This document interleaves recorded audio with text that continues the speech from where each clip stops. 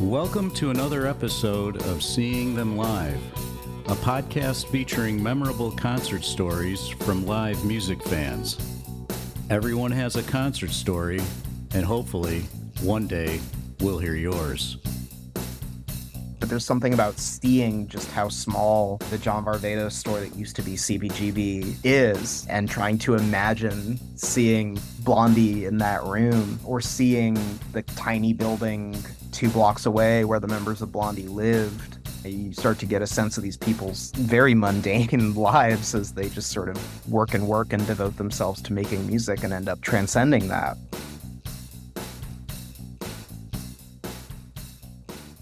Our guest today is Jesse Rifkin. Jesse is the owner and sole proprietor of Walk on the Wildside Tours NYC, a music history walking tour company located in New York City. Jesse is also the author of the book, This Must Be the Place, Music, Community, and Vanishing Spaces in New York City, which was published in 2023. Jesse consults as a pop music historian for Alan Lomax's Association for Culture Equity, Condé Nast Traveler, Vice, and Fodor's Traveler. Prior to his work as a historian, he spent 12 years touring the country as a working musician and playing at some of the clubs mentioned in his book. Jesse, welcome to Seeing Them Live. Thanks for having me. I should say, from what you're reading, I'm a consultant with the Association for Cultural Equity, but Condé Nast Traveler and that other stuff is just places where my work has been covered. I don't want to overinflate my credentials. Sorry about that. I guess I blended them together, right? But you've contributed to those magazines and such. Okay, cool. With, your walking tours and your book, there's a lot to talk about, but I thought we'd first start out with some of the concerts you've attended. Of course. With the first being Bob Dylan I looked this up. It wasn't called the Filene Center, but it's probably changed its name a bunch of times by now, which was in Vienna, Virginia. Yeah, Vienna, Virginia, Wolf Trap. Okay. Which was like this outdoor amphitheater place, bring a picnic and hear Bob Dylan or whatever it is kind of situation. Ani DiFranco, I think, was the opening act, which was sort of a weird pairing. But yeah, that was the first concert I ever went to. And a funny thing, I learned years later that it was one of the final concerts that Alan Lomax attended. Oh, okay.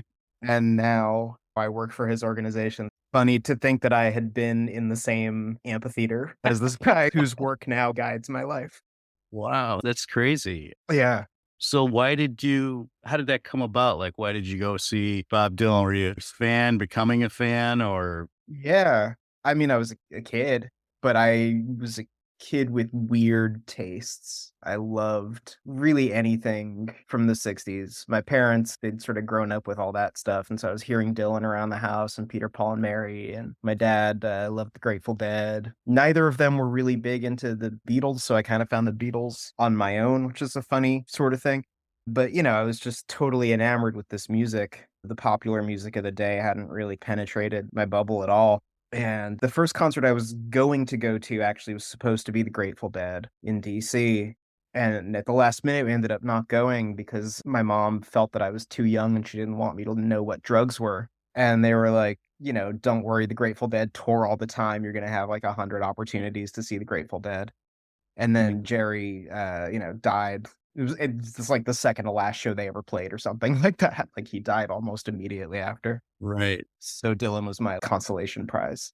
Yeah, that happened to me one time as well. My mom, she took me to a lot of concerts as well. And it was a big ask to go see. They're having this thing called the Super Bowl of Rock at Soldier Field. I saw Pink Floyd there. Oh, shit. On the Animals tour. And then after that, Leonard Skinner was playing. And that Pink Floyd show was pure insanity. I mean, from a crowd perspective for a 12-year-old kid. And so she's like, well, maybe we'd go see them when they come back to town. We were literally standing in line. The line was huge to get tickets. So we got out of line. And of course, that was the last time Leonard Skinner ever came to town. But that happens. I thought maybe we could transition, Jesse, to your best concert, which after I kind of read about this, I didn't put it together right away, but you saw U2 at the Apollo Theater. Yeah. Which is in Harlem, New York, in June of 2018. Does that sound about right? That is right. Yeah. But what struck me was like, oh, yeah, that'd be cool. And then I thought, well, how big is that place? Tiny. It's not very big. No. It's like 1,500 people, I think it holds. Yeah. I mean, whether it's the best show I've ever actually seen, I don't know, it's sort of hard to gauge, but U2, it's certainly the most special U2 show. Like, I'm never gonna see U2 play at the Apollo with the Sun Ra Orchestra on horns ever again. It's funny because a lot of my work, I end up focusing on, very underground music or very experimental music. U2 are just within that realm, just so constantly shit on and hated. And I was a good soldier. I hated them for a long time too. And then at some point around the time I turned 30, it just like this switch flipped and maybe it's that I was thinking so analytically about all this other music that the idea of just like U2 was going to be something that I could never approach, just like a big dumb arena show, and Bono's just this like masterful showman. It's never going to be in the same sort of context as a band I might know playing at a mid-sized club or something. But then to like kind of have that barrier get penetrated and see U2 in this tiny environment, Yeah. it was so wild. You see the sweat on everyone's foreheads. Yeah. Jesse, was it hard to get a ticket? So easy. Really? I just showed up day of. They needed, it was like a Sirius XM subscriber thing or something, which of course I'm not, but they needed, they wanted it to be a packed house or whatever. And so people who had tickets who didn't show, I guess, or something like that, they were just handing tickets out. So I saw U2 at the Apollo for free. Oh my God. Sort of the kicker. Actually, I think Ben Apatow, who was also a guest on your show, was with me. It's awesome. Yeah. So it's just a surreal, deeply surreal experience. Yeah. The stars were aligned, I guess, or the planet, Mm. whatever. That's unbelievable. That's really cool. But while you kind of created this category, I guess the greatest or consistently good band, you listed a couple of bands. Well, one band in particular, this Akron. Akron Family. Yeah. And I listened to a few of their songs just because of the interview, Yeah. and they're interesting. They're really something. Like, they, at this point, I think, are largely forgotten, and they never really quite made it out of that smaller club thing, but there was a period of time around, like, between, like, 2004 and 2010 maybe, where I was just seeing them every single chance I got, and it was one of those things where no 2 shows were alike. They were so exploratory, improvisatory, they were constantly trying new things. In a way, it was sort of like, I didn't get to see the Grateful Dead, but Akron Family were like New York's Grateful Dead Okay. during that time frame. Like, I remember seeing them at this club called Tonic on the Lower East Side, the club I write about in my book, Right. where they were playing with these jazz musicians, William Parker and Hamid Drake. And it was, I mean, that to this day is another one of the greatest shows I've ever seen. I think they ended up in the middle of the audience with their shirts off, like chanting, and it was one of those things where they'd play the most beautiful acoustic ballad you ever heard, and then like 6 minutes of freak out noise. Just you never knew what you were going to get with Akron Family. And Miles Seaton, their bass player, passed away a few years ago.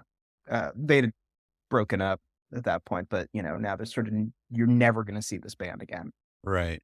And I just feel so lucky that I did, even though it's just, if I say like, "Oh, well, the best band I loved going to see or whatever was Akron Family," like, most people that I would say that to just sort of look at me blank face.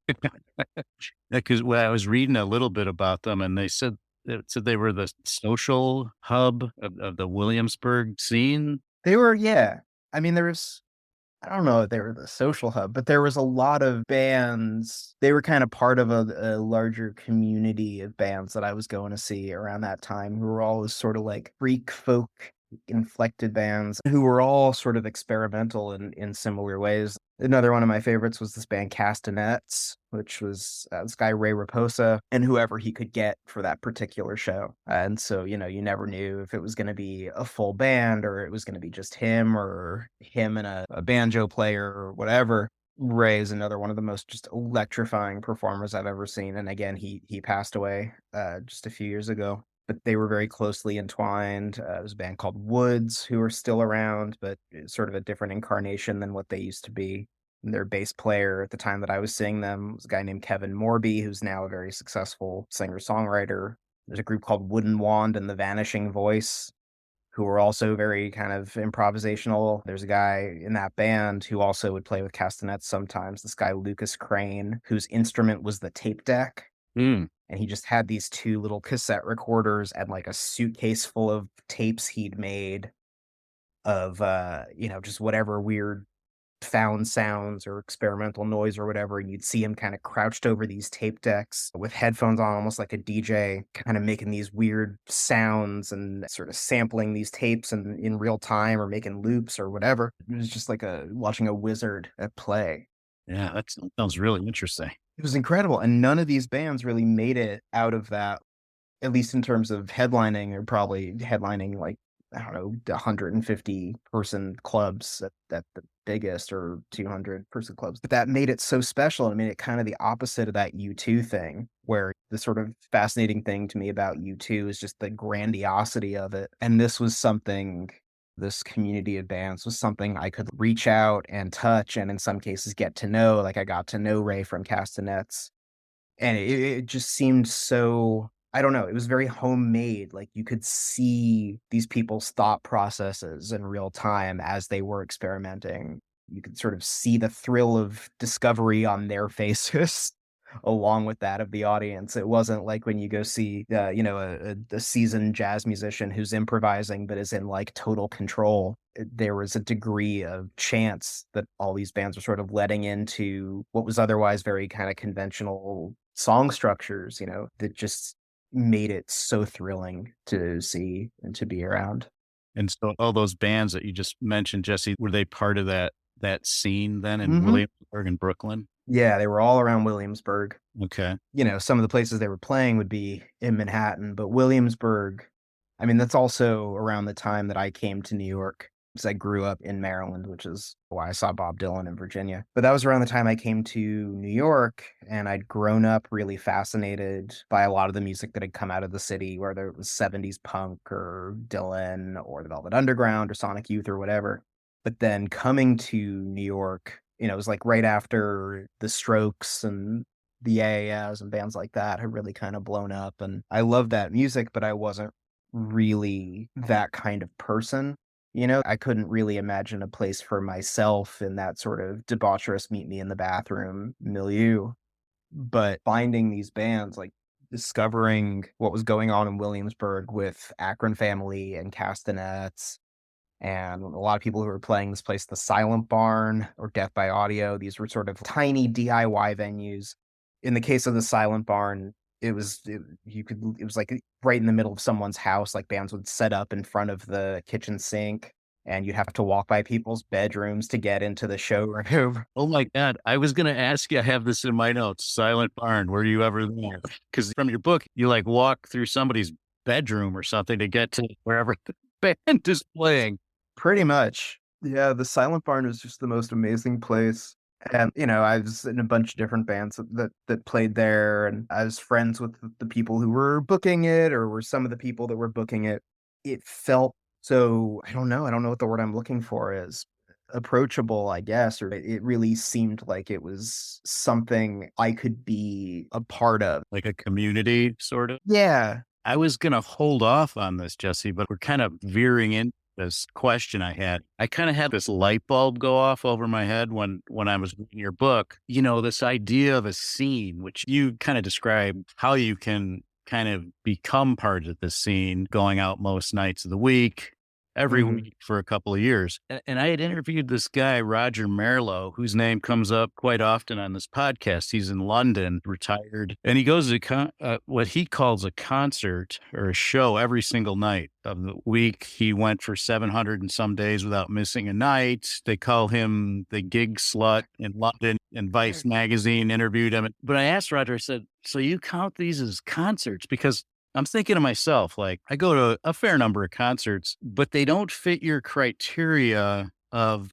being in a scene, which will go in a little bit, I guess. But like I go to concerts and they're at like 1,000, 3,000 capacity, some Right, 30,000, and the music's been vetted. So it's like I've heard of these people, except maybe right, the opening act. It's not like going to these smaller places like you were just talking about. One, because I asked Roger, well, is it a concert? And he's like, well, yeah, it's a concert. It's, I go to these clubs. But it's like I'm doing something different. I'm not in the scene. I'm going to concerts and then I go home. You know what I mean? yeah. It was just I always struggled with that. I don't know if struggle is a good word, but the distinction, but I think your book covers that. And it's interesting. You have all of these other points that happened or that have to come about Mhm. to make the scene. But yeah, I just wanted to get your take on that. Am I thinking about that correctly? I mean, I don't think there's a correct or incorrect way to think about it necessarily.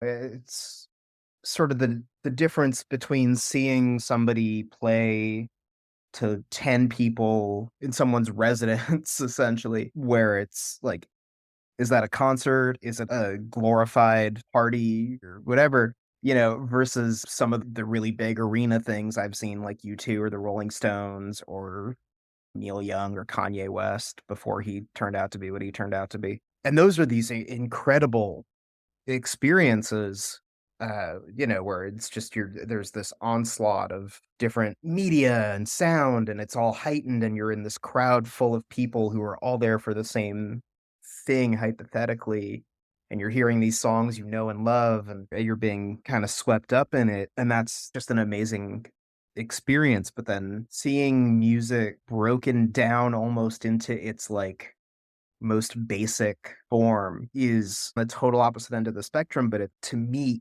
equally incredible and impactful, often more impactful, in terms of when I think back to like amazing things I've seen. I'm glad that I got to see, The Cure or whatever, but I'm thrilled that I got to see Akron Family play at this like weird Polish nightclub in Brooklyn on Valentine's Day in must have been 2007, like not that many people. And those are the experiences I think back to more as being really personally significant and important because, I did feel like, even though I was very much, I don't want to overstate my participation in this stuff. I was very much on the periphery of whatever this community was, but it was just something I could understand and I could touch, I could be I don't know, I think there's sort of a difference between watching like I'm still sort of like dancing around the answer to this question, I guess, but my life,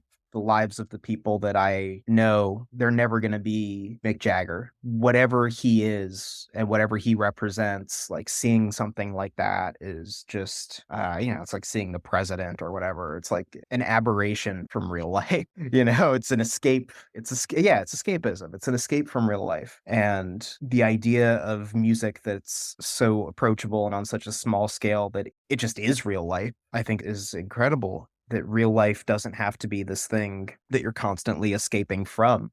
Real life can be something that you can bring all of these things that you love into. I know that was a big part of the thinking at the Silent Barn was that like even just the act of going to a show didn't have to be a special thing. Shows could just be happening in your home all the time. You could see a band on your way to take a shower. And I remember seeing people going to take a shower in the middle of shows. It's just like there's no reason that this has to be a rarefied thing. It can be just a part of life. Hmm, okay. Did that make sense? Yeah, totally. Talk about some other amazing shows under most surprising, I guess. You had listed Olivia Tremor Control, Yeah. the Bowery Ballroom in 2005. Yeah. I guess they call it surprise guest because they knew this guy, right? Jeff Mangum from Neutral Milk Hotel at that point was like a recluse. No one had seen him for years. He'd stopped performing in 98, I think. So to have him come out and sing with this band that was a lot of his friends from childhood and some of his ex-bandmates, but having him come out was this sort of big, surprising thing. But that was also, the Olivia Tremor Control and Neutral Milk Hotel were part of this 90s scene called the Elephant Six Recording Company, which was mostly based around Athens, Georgia. Not entirely, but the Athens, Georgia stuff was the stuff I was really enamored with. And it's very much the same thing as what I'm talking about, the Silent Barn stuff, like Elephant Six, the music was very lo-fi, it was very homemade, everybody was in everybody else's band, and for me, in the late '90s, early 2000s, kinda seeing this stuff from afar, it was just incredible to discover the idea that you could go somewhere and just make music all day, and all your friends make music all day, and you all try every weird idea you can think of, and live on rice and beans, and have this whole community, and everybody's making something amazing. Like, I was so hungry for that. But that Olivia show, I think it wasn't the first Elephant Six show that I saw, but it felt like a big step up for Elephant Six. Or not a step up, because those bands had played places like that before, but that Elephant Six as a collective had kind of slowed down or scaled down in the early 2000s after Neutral Milk Hotel broke up and the Olivia Tremor Control for a while broke up. And this was this sort of big reunion. And, there's probably like 10 people on stage. There was a tuba player. There's this guy, Julian Coster, who was also in Neutral Milk Hotel.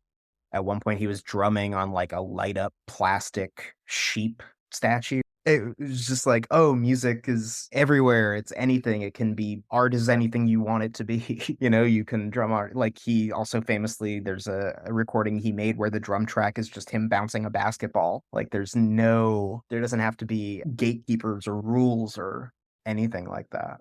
Yeah, I mean, Elephant Six is just, for me, and I think for a lot of people that I know, a lot of people in my demographic, Elephant Six was just transformative.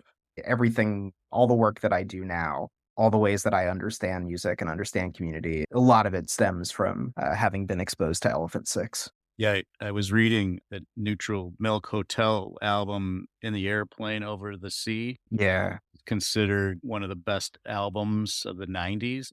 Oh, yeah.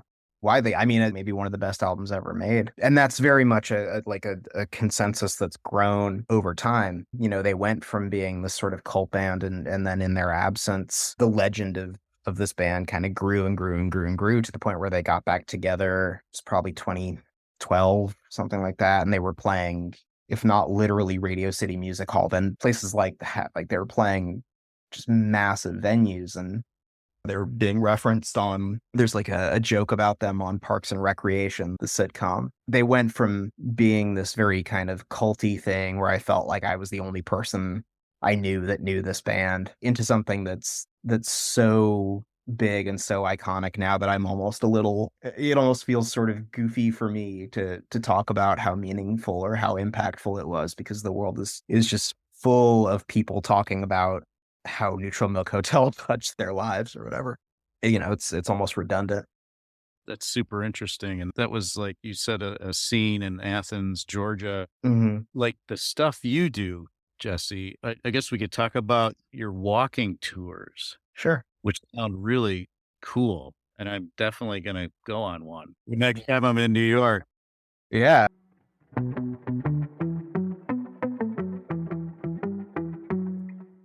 Hi, this is Doug, producer of Seeing Them Live. We're going to take a short break from this episode to hear from some of our friends.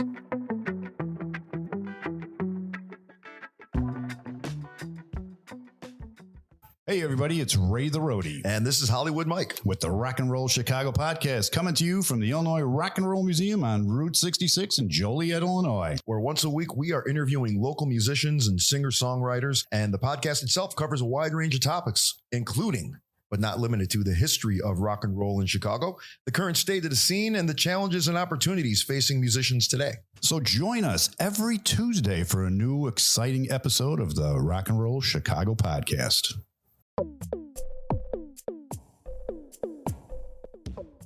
Hi, I'm Jessica Ann Katina. I've always loved music and surround myself with it every day. I've sung in choirs, took digital musical classes in college, and used to work in radio. To further share my knowledge and experience with others, I created this podcast, Music Notes with Jess, in 2019.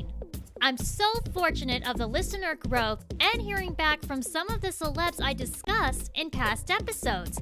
That's why now I'm ready to expand. So let's have fun taking weekly music notes of throwbacks, modern hits, and media. Thank you. Talk to you soon on Music Notes with Jess.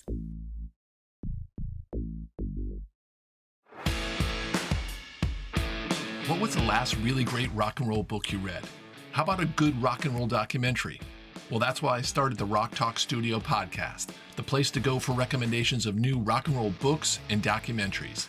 Give me 20 minutes and the Rock Talk Studio podcast will get you caught up on the world of rock and roll books and docs from every possible angle and leave you with a no-doubt decision on where to spend your time and money.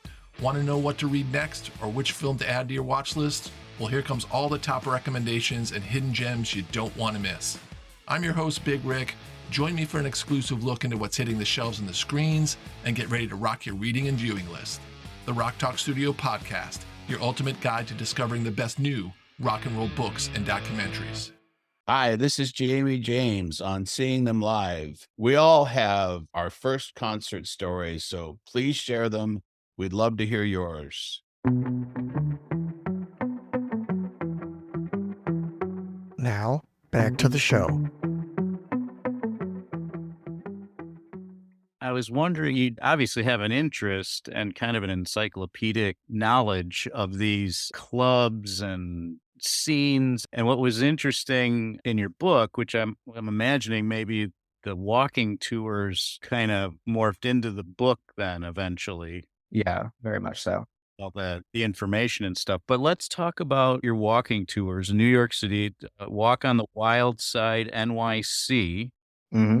And from what I was reading on your website, you got like 9 tours, but you're open to the idea of doing special ones or customized ones, so to speak. I do a lot of custom stuff here and there. There's 9 tours. There's a couple I do a lot, and then the rest of them are sort of like by appointment or whatever. But the really common one, the one I do the most easily, is the Birth of Punk tour. So it's like Velvet Underground, the mid-60s up through, New York Dolls, Patti Smith, Ramones, Talking Heads. Part of the impetus for me doing the tours was almost understanding this music that I grew up loving through the context of what we've been talking about. My own experiences participating in a community. I think of Talking Heads as, Stop Making Sense or something like that. This grand, massive, influential, spectacular thing. But, everybody starts as just some person. And the idea that this music that I loved was just made by some people, and that at some point you could see Talking Heads play to 5 people in a tiny room. I really wanted to kind of translate almost the sort of worshipful attitude that a lot of people have about the music they love. Not that there's anything wrong with that necessarily, but to make it something a lot more human and a lot more approachable. And there's no reason that some version of this at least can't be accessible. So, you can talk about it all you want, but there's something about seeing just how small the John Varvatos store that used to be CBGB is, and trying to imagine seeing Blondie in that room, or seeing the tiny building 2 blocks away where the members of Blondie lived. You start to get a sense of these people's very mundane lives as they just sort of work and devote themselves to making music and end up transcending that. Yeah, that sort of guides what I do. And when I started doing it, I thought this music understood to be more niche music, punk or post-punk or whatever, bands like Sonic Youth or the Beastie Boys. But what I learned very quickly is that these people are actually extremely famous and have a lot of fans all over the world. Lou Reed died very wealthy. Like Patti Smith is very wealthy. There's a lot of people that really, really, really connect with this music. And because it has this sort of niche aura to it, people have a very personal relationship to it. And, they want to understand it on a deeper level. They want to feel it. They want to connect with it, despite the fact that it's so far in the past at this point. Yeah, and I would imagine, being in New York City, you do get people from all over the world, like regularly. That's New York. Yeah. The most surprising thing to me, honestly, has been how many locals I get. People who walk by this stuff every day. And why would you stop to think about any of it? You're so wrapped up in the New York of your own life. Yeah. But then you start to see the ghosts around you or feel this sense of history as you go about your life. And I don't know, it sort of makes you feel like part of something bigger, or makes this distant thing you love feel closer to you. Yeah, I mean, that would be really neat, like you were saying, the CBGB, the building. I mean, I have an idea of the scale of it, so that would be cool to, like, stand in front of it. It's so unspectacular. And, anybody who did go to CBGB, like I went to CBGB long after it was cool, but, I did get to go before it closed. It sucked. Like, it was tiny and it smelled bad, and it was, the sound was pretty good, but it was like covered in graffiti. The bathrooms were famously like the most disgusting bathrooms you could find. It became this hallowed thing, and so people would want to see these disgusting bathrooms because it's the stuff of legend. But a gross toilet's just a gross toilet, Right. and a tiny room is just a tiny room. And yeah, maybe at some point you could have seen Blondie or Talking Heads play in that room, but you just as easily could have seen a terrible band that went nowhere. I don't know, it becomes so much more tangible, I guess. Yeah. I was on your website, Jesse. People can book right on your website, right? It's all very much reserved in advance, kind of said, just so I know what I'm dealing with before I leave the house. Okay. There's lots of tours, some specific, like you were saying, like there's a Madonna tour, Eddie Smith, Mm-hmm. Beastie Boys, Legendary Studios, Sonic Youth, Basquiat. Yeah, Basquiat, just all these different artists. And the Beastie Boys one I end up doing a lot, especially because they've touched so many people's lives. And, the Beastie Boys are such a product of New York City, and they're such a product of these neighborhoods that we end up walking through downtown. And, they started out, before they discovered hip hop, they were just like this terrible hardcore punk band, and they were like literal teenagers. And you can see the first stop on that tour is this place 171A, where they played early shows and where they also recorded their first EP, which I would not recommend listening to. It sucks so much. Now it's like a fish restaurant, and it's nothing.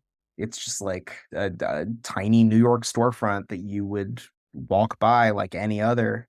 There'd be no reason to think anything great would have ever come out of it. But, within the world of punk too, like Bad Brains, who were one of the greatest bands ever, I think, made their classic self-titled album in that same room with, pretty crappy equipment.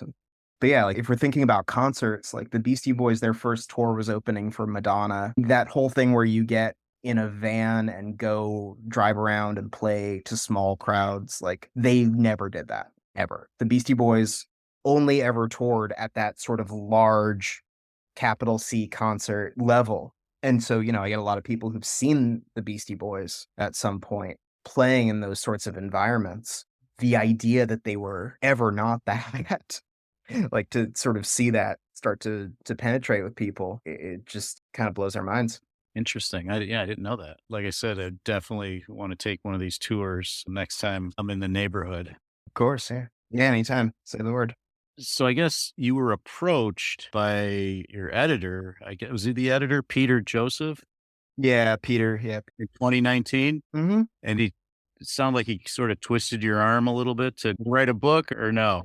I wouldn't say he twisted my arm. It was more just, I mean, I've got only the nicest things to say about Peter, but it just wasn't something that I'd thought about doing. I see.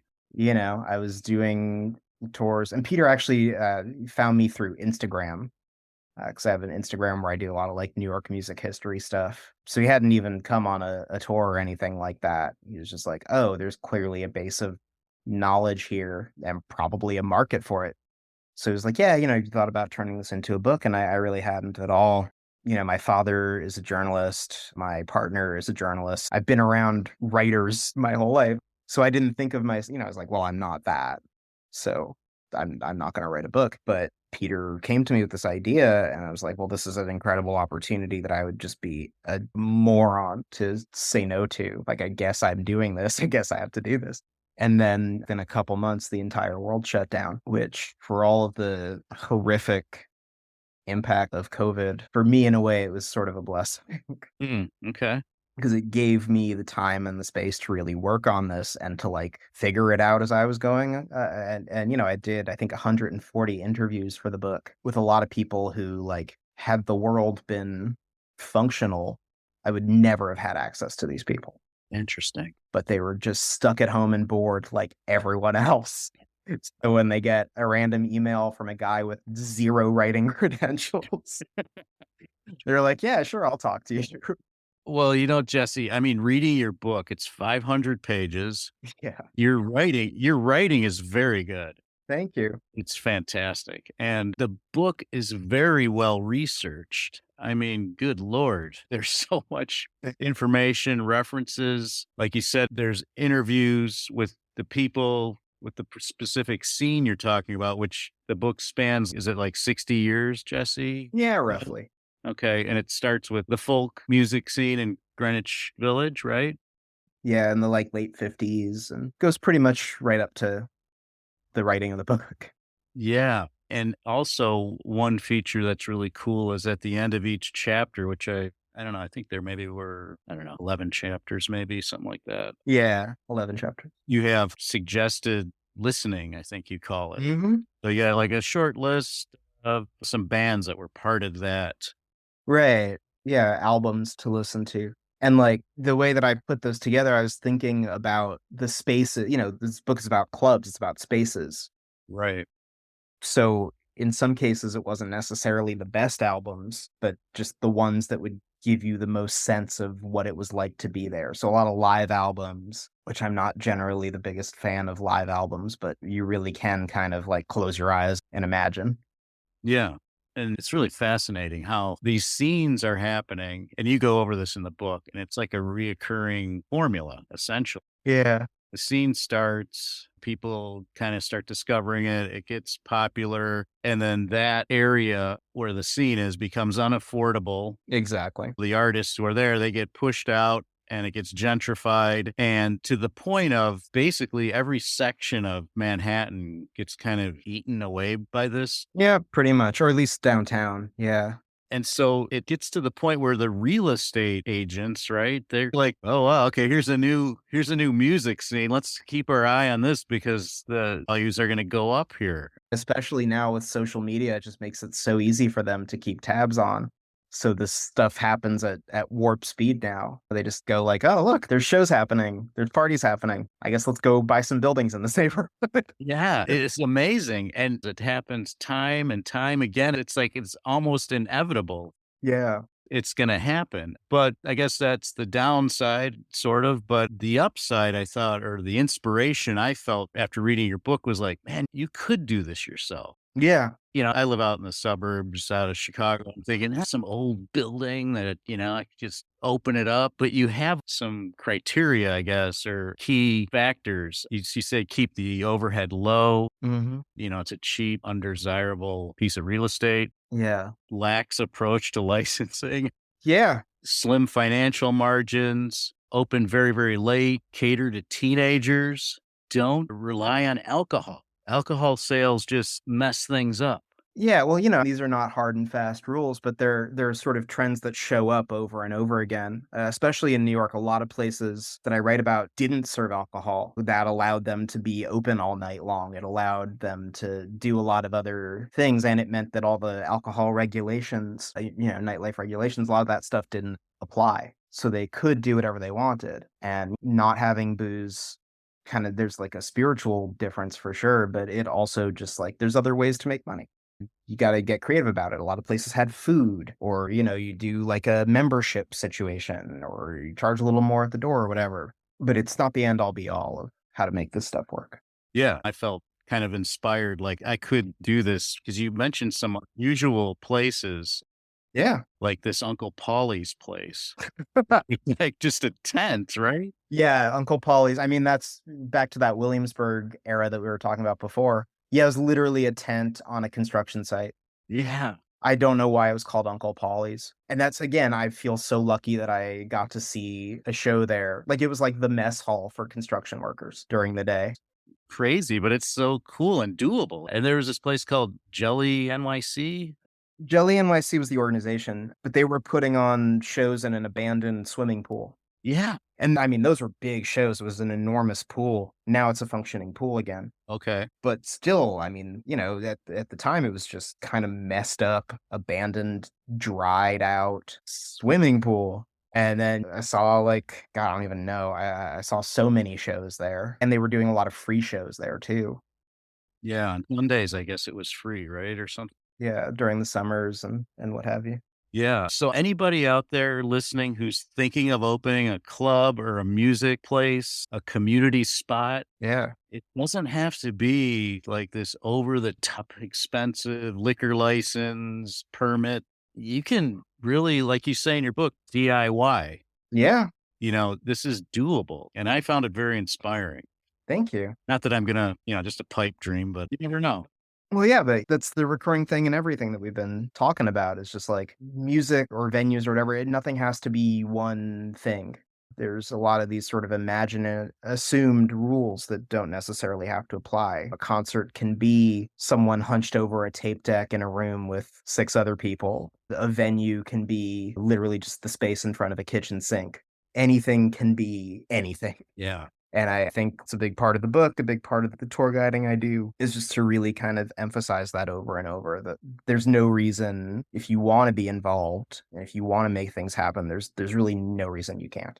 Yeah, and they talk about it brilliantly in your book. I found it a fascinating read. And now when I read about bands that played at this room or that club, oh, yeah, okay, that's what this place is about. It does help you, like you were saying, like on your tours, visualize to a degree, without being there by reading about this history. And you cover a lot of ground, and it's a great book. Thanks for reading it and really thinking about it. It was a really fun read. So, Jesse, we're coming up on the end of time. I know you got to get out of here. Anything else you would like to plug or mention? Oh, I would say anybody on Instagram, as I mentioned offhand, I do a lot of New York music history stuff on Instagram. So the handle is Walk on the Wildside NYC. I'd love to have anyone and everyone come on walking tours. So that's walkonthewildsidenyc.com to book those. I also sell signed copies of the book through that website. I'm not a hard person to get in touch with. I'm all about accessibility, so I'd love to share this information with anybody that's looking to get it. All right. Thanks for coming on, seeing them live. Thank you. Yeah. We could have gone on for a lot longer. As a tour guide, I'm sure you can tell. I can talk and talk and talk. Yeah, and the book is fascinating and lots of stuff in there, so check it out. And Jesse, thanks so much for being on Seeing Them Live. Yeah, thank you. Thanks for having me. That's a wrap for our show. I want to thank today's guests for sharing their concert stories with us. Make sure to check out our show notes at seeingthemlive.com for links to websites, photos, and other artifacts mentioned in the show. I also want to thank my producer, Doug Florzak. The theme music for the show was composed by Doug and is featured on his album, Flagstone. If you have a concert story you'd like to share on our podcast, please visit our website and click on Become a Guest in the main menu. Then fill out the form and click the Submit button. If you seem like a good fit for the show, we'll contact you via email. I guess it's time to head for the exits. We'll see you next time on Seeing Them Live.